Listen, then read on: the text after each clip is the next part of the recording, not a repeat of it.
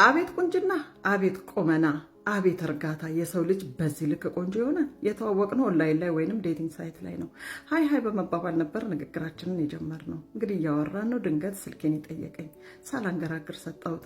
እየተደዋወልን እያወራን ነው። ድንገት ለሻይ ቡናም የጠየቀኝ አሁንም አላንገራገርኩም። ተገናኘን። በአካልም በጣም ያምራል። ቆንጅዬ ልጅ ነው። እንግዲህ እየተገናኘን ሻይ ቡና እያለን ነው። ድንገት የፍቅር ጥያቄ ያቀረበልኝ። እንደ ሴቱ አልተግደረደርኩም። ወዲያው እሺ አልኩት። ተገናኝተን የፍቅር ቄጤማችንን መቀነጣጠስ ጀመርን። የሰው ልጅ ከውጭም ከውስጥም በዚህ ልክ ያምራል። በጣም ቆንጅዬ ልጅ ነው። እንግዲህ እየተገናኘን ፍቅራችንን እያጣጣምን ነው። ከዚህ በፊት አንድ አዲስ መስሪያ ቤት ለስራ ያመለከትኩበት ደውለው እንግዲህ ስራ መጀመር እንደምችል የነገሩኝ።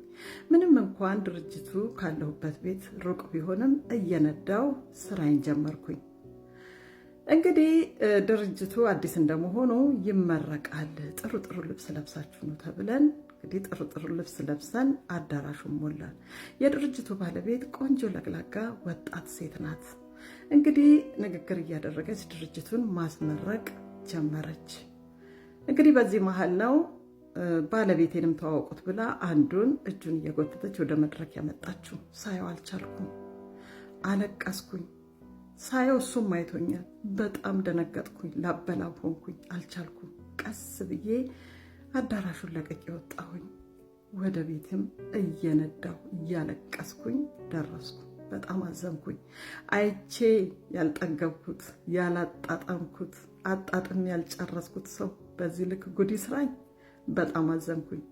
እንግዲህ እያለቀስኩ እያለ ነው ደውሎ አደራሽ በእኔና ባንቺ መሀል ያለው ነገር ሚስጥር ሆኖ ይቅር፣ በጣም አዝናለሁ፣ ባለትዳር ነኝ ብሎ እንደገና ደውሎ ጉዴን ያረዳኝ። በጣም አዘንኩ ብላ ነው እንግዲህ ታሪኳን ስታወራ የሰማሁት። እናንተ ሸበላዎች፣ ሸበላ ወንዶች ቆንጆ ነን ብላችሁ በየቦታው ጎጆ ጉልቻ መቀለሳችሁን አትተዉ። በጣም ነው የተናደድኩት። እንግዲህ በእኔ በኩል በጣም አዝኛለሁ። በእናንተ በኩል የምትሏትን በሏት። ውድድ ነው ማረጋችሁ ባይ